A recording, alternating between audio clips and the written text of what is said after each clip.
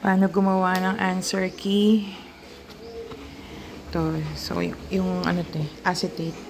Ni-recycle ko lang to. Cover to ng dating module. Yan. So lalagyan natin na kung anong school year, anong subject, at saka dahil may set A, set B ako, ayan. Ito na yung answer key ko para sa set B. Tapos, iayos natin yung position niya na magkakaroon ako ng komportabling lugar kung saan ako maglalagay ng score. Katulad niyan, dito ako sa baba naglalagay ng score. Tapos, lalagyan ko ng marking dito, yung dulo. Tsaka dito din sa kabila. Para every time na magpapalit ako ng paper na checkan, dito din.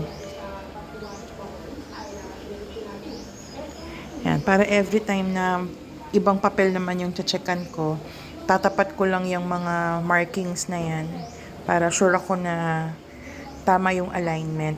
Tapos yung mga answer, so since ito yung answer key, yung papel na yan, so mamarkahan ko yung mga nilagyan ko ng bilog.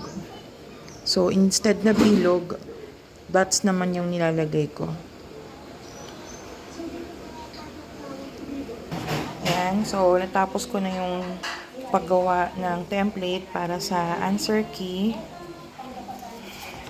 So ngayon, ito na yung sunod-sunod ng mga set B na sinagutan ng mga estudyante ko. Tapos, ayan. Tago natin yung pangalan.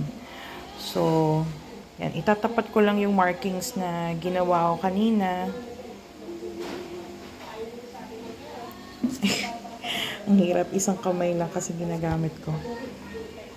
Ayan. So, you can count with me. Ilan yung tama niya dyan sa 1 to 10. 1, 2, 3, 4, 5. Yan. Kasi mayroong 5 na tumugma doon sa nilagyan ko ng dots sa binilugan ng bata. Yun lang. Thank you.